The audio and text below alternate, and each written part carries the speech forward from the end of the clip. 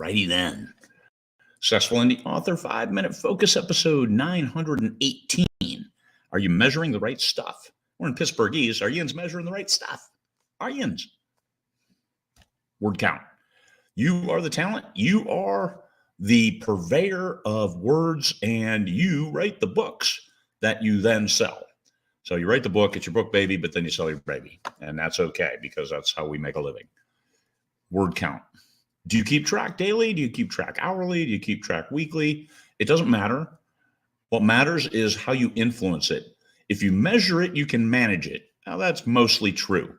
When it comes to word count, are you measuring it? Are you managing it? Are you making sure that you hit your deadlines? Because if you want to deliver 4 books to your readers this year, guess what? You got to break it down. Okay, that means 3 months per book. That's 90 days roughly. So 90 days, if you're writing 90,000 word books, you got to average 1,000 words a day. You take 2 weeks off, you got to average a lot more than 1,000 words a day. And 1,000 words a day is easy. Once you get some experience, once you've written a few books, 1,000 words a day is pretty easy. Gets hard after that, especially if you got to write 4,000, 5,000 words a day as you realize you took a month off and now it's crunch time. How are you going to get there from here? Measuring word count. Don't put yourself into a hole by measuring every day, every hour. Oh my God, I got to get 500 words this hour. Don't put that kind of pressure on yourself. It's easier to spread it out over a week. Maybe you only write on the weekend. That's great. Get the words you need for the week, and then it makes it easier. So word count. Spend versus revenue. This is a standard business measurement. Are you spending more than you're making? Are you making more than you spend? Is what you want. You want to make more than you spend. So spend wisely. You can't micromanage that spend to the point where you're lost. You see so many numbers that you don't know, did you make money or not? You got to be able to answer that one at any day of the week, any hour of the day. Did I make money or not? Sell through and read through. Sell through is if you sell through, also called buy through. That's does a reader buy your next book? How many? It's always going to be a percentage. It's always going to be a percentage, probably less than 100. So first book to second book, roughly 50% is a good read-through rate, a good buy-through rate. It's read-through if it's a subscription service. That many people go to the second book from the first book. 50% is a good number. You can make money off that. You can make great money off that. If you get numbers higher than that, great. If you get numbers lower than that, then depends how many books you have in the series.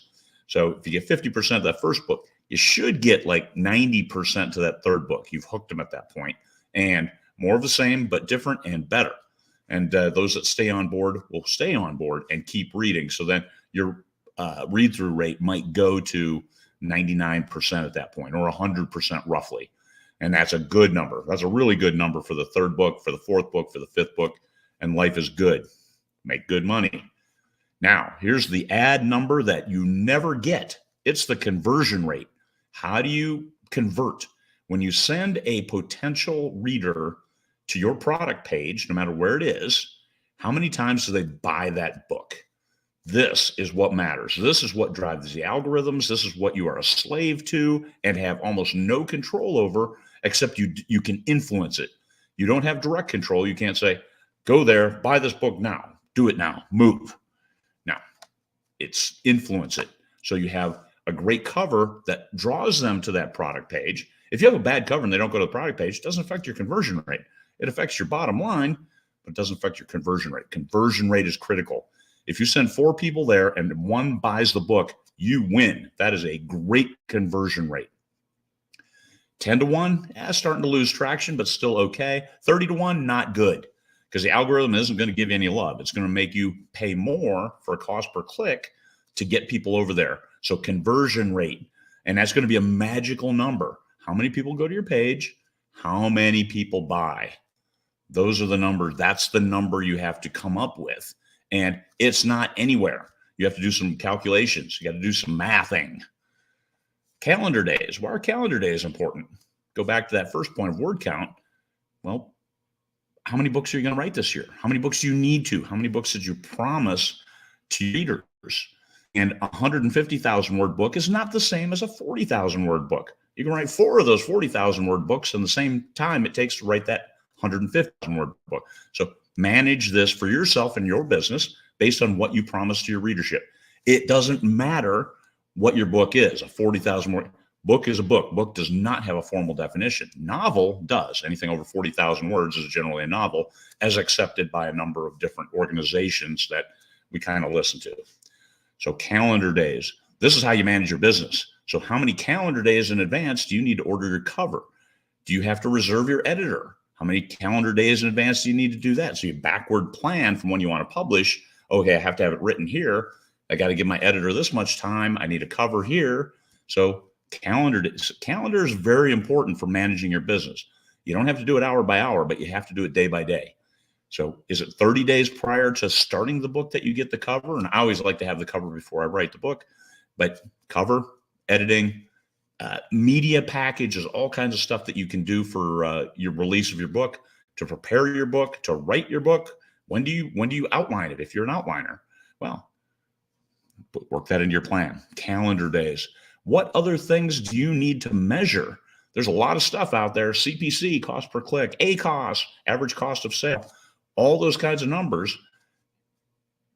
Measure it, but that's if you're managing it. If you're not going to manage it, then don't bother measuring it, because you're not going to change anything you do.